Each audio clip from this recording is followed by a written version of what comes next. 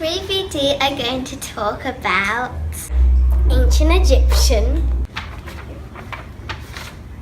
food. When you look at the country of Egypt, you will see large areas of desert. The Egyptians had one thing going for them: the River Nile. Each year, the river would flood, Covering the air with rich, thick silt. this fertilized the land. This meant ancient Egyptians had a lot of food to grow and eat. with such fertile farmland, they can grow vegetables and fruit. They also grew wheat to grind into flour to make bread. All of the people in Egypt ate bread, Whether they are rich or poor. The second most important crop was barley. It might surprise you to know that ancient Egyptians drank a lot of beer. And beer is made of barley. The reason they drank beer was Because the fresh water was not easy to come by. The Egyptians also grew pomegranates grapes and plums for eating and making wine. The land around the Nile was rich with wildlife. The wealthy ancient Egyptians hunted and ate beef, mutton, Goat. And a variety of fish from the Nile. The poor Egyptians didn't eat meat that often, but they did eat poultry and fish, as bread was a big part of their diet. We decided to make our own version. Ready, steady, cook! First, add the yeast to the bowl. Next, add the water and the milk. Leave for 10 minutes. Pour the flour in bit by bit and make a dough.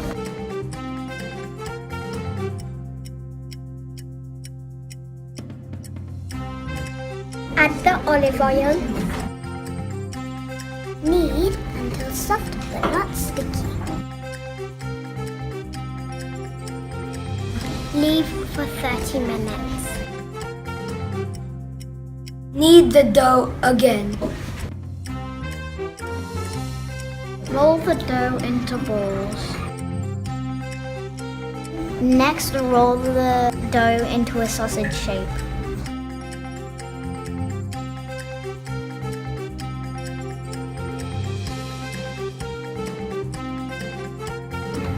Dip the dough into the molasses.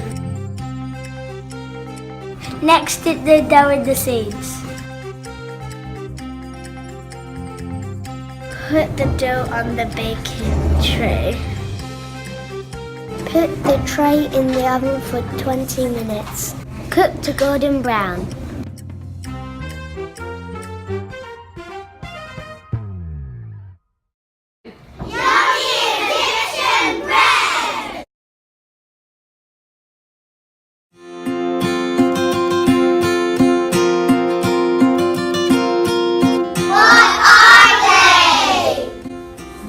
The word hieroglyphics comes from the Greek translation holy writing.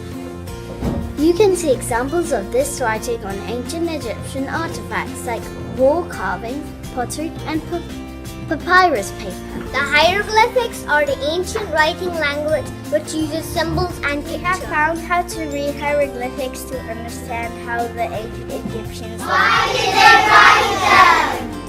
The ancient Egyptians thought it was important to write down all of the information about their kings and their religion. So they made the hieroglyphics to tell people in the future what happened. Hieroglyphics were one of the ways Egyptians would write. They mainly used them in religious texts, on statues, and in... Not everyone could read and write hieroglyphics. Only a group called scribes would learn how to do it. The scribes would almost all be men, but there is proof of female doctors who would also read them for understanding medical texts. To become a scribe, you would need to go to a special school. At school, you will learn to read and write hieroglyphics and other scribes. The children would spend hours writing on sheets and papyrus and practice on pieces of rock and How can we read them? The secret to read the ancient Egyptian text was found in 1799 when the Rosetta stone was uncovered. It's called this because it was found in the town in Egypt with the same. The text on the stone is thought to have been written by priests. It lists all the good things that the pharaoh has done for the priests and the people of Egypt. The reasons why this stone is so important to reading the language is that it is written in 3 languages, and this makes it easier to translate. It took scholars 20 years to translate all the text into a modern language.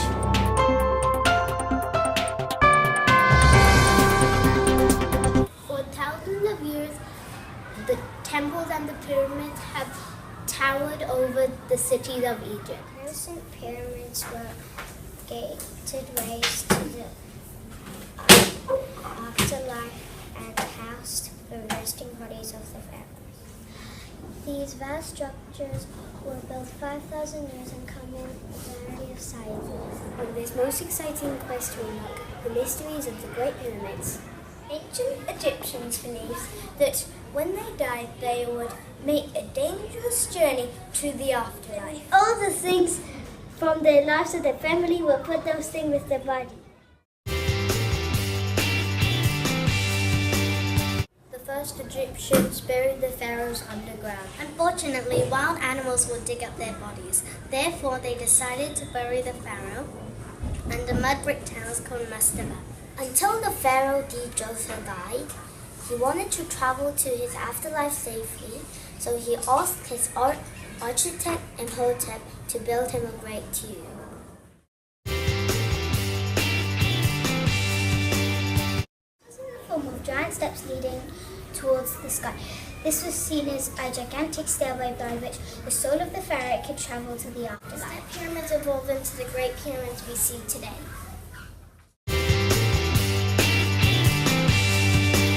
Standing proudly in the cities of Giza are the great pyramids towering over the banks of the Nile. This pyramid is staggering, 146 meters high, and for over 3,800 years.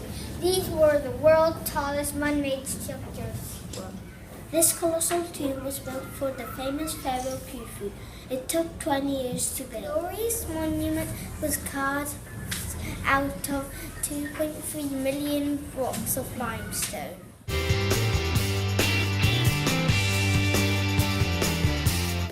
The pyramid is the Great Sphinx. It's head of a pharaoh and the body of a lion made a fearsome creature.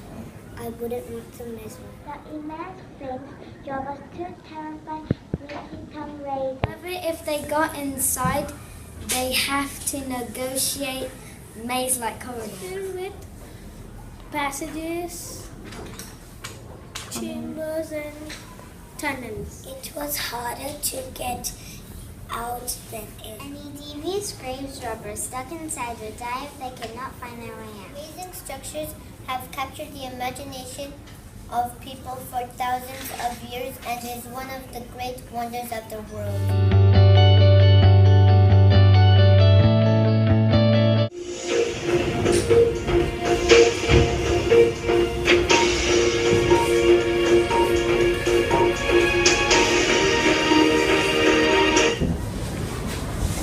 Good morning and welcome to the 9 o'clock news. News just in. A mummy covered in chocolate and nuts has just been discovered in Egypt. Yes, archaeologists believe it may be Pharaoh Rocher. That's not very funny. what exactly is a pharaoh? Let's go over to our Egyptologists and pharaoh experts in 3VS. The pharaohs of ancient Egypt were the supreme leaders of the land. They were like kings or emperors. A pharaoh had to look after his people by keeping them safe.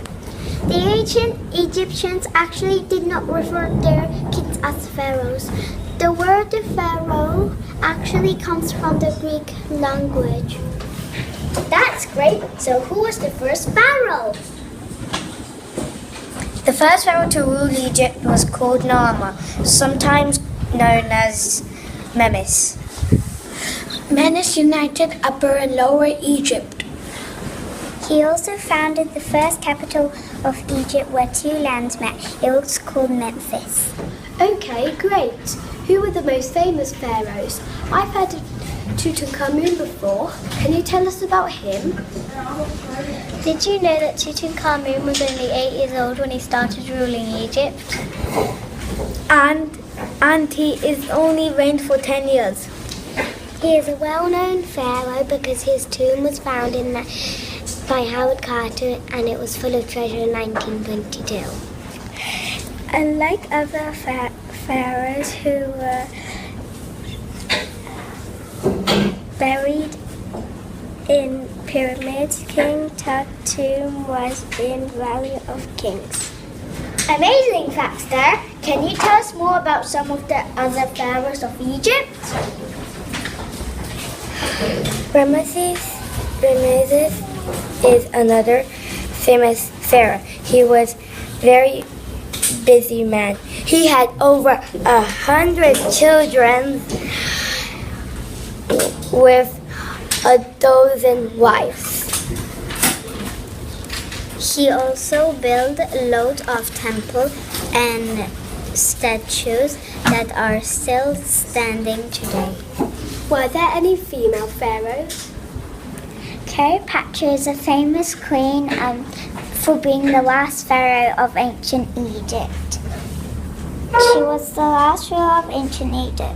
She was very clever woman, being able to speak 7 languages, including Egyptian, Greek, and Latin.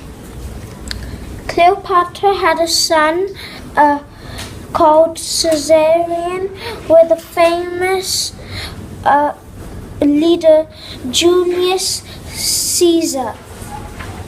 Cleopatra also died in an unusual way. She ended her life by letting a cobra bite her. So where did the pharaohs live? Some people think that we pharaohs live in pyramids, but no, we are just buried there. Pharaohs actually lived in large, luxurious palaces and were waited on by servants. Wow, I've learned so much. Is there anything else we should know? Well, some fascinating facts are that some pharaohs had fake hair, fake beards, and wore makeup, and that was just the men. A lot of pharaohs was buried with a scarab beetle amulet, otherwise known as the dung beetle, for rolling poo. King Tut mysteriously died at the age of 18. There are many theories about his death, from chariot crashes, gangrene, and hippopotamus bites. Let's finish with a joke. What did the pharaoh say when he got upset? I don't know! What did the pharaoh say when he got upset? I want my mummy!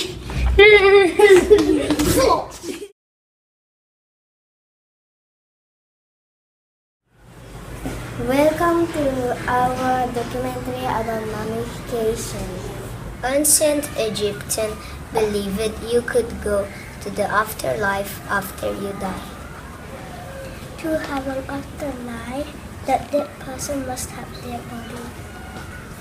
Mummification preserves the dead body so that it could go to the afterlife. Mummification was mainly done to rich people as poor people could not afford it. A person who made mummies was called the embalmer. This is the step-by-step process. And pull out the brain. Make haircuts on the left side, the body near the tummy. Remove all internal organs. Place the lung, intestine, stomach, and liver inside kind of pictures. Place the heart both inside the body. Inside of body with wine and spices. Cover the corpse with natural salt for 70 days. After 40 days, stuff the body with linen or sand to give it a more human shape. After the 70 days, wrap the body from head to toe in bandages. Place in a sarcophagus, a type of box like a coffin. We hope you enjoyed our documentary.